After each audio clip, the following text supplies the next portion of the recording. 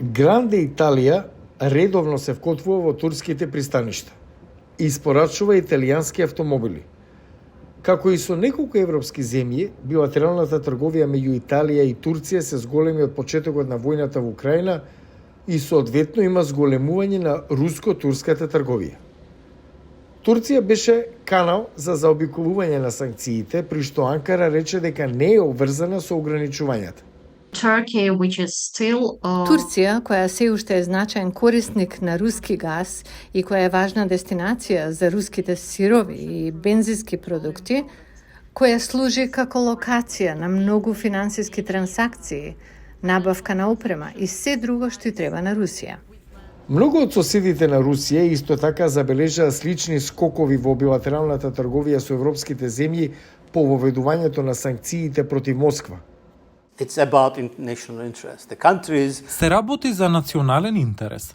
Земјите кои самите би можеле да купуваат руски нафтени продукти, но можат и да ги критикуваат земјите кои стануваат канал за таа трговија и постојано да ја обвинуваат Турција за затајување санкции.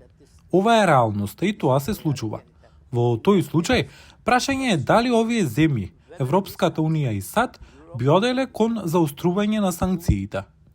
Минатиот месец американскиот претседател Џо Бајден подпише извршна наредба со која се одобруваат секундарни санкции кои ги таргетираат финансиските институции кои работат со Русија. Мерките може да и наштетат на турската економија која веќе страда. Анкара вели дека санкциите немаат ефект. Русија има корист од оваа ситуација. Зошто? Русија им продава нафта и газ на Индија, Кина, дури и на многу европски сојузници. Раководството на Турција верува дека незиното одбивање да ги спроведе санкциите исто така и овозможува да игра посредничка улога меѓу Русија и Украина. Но аналитичарите велат дека Анкара се потпира на надежта дека незините западни сојузници ќе ги стават своите економски интереси на прво место и на тој начин ќе гласаат против нови санкции. Ако го сторат ова, тие не само што ќе и наштетат на Турција или на други земји, туку ќе си наштетат себе си и на нивните економии и затоа го избегнуваат ова.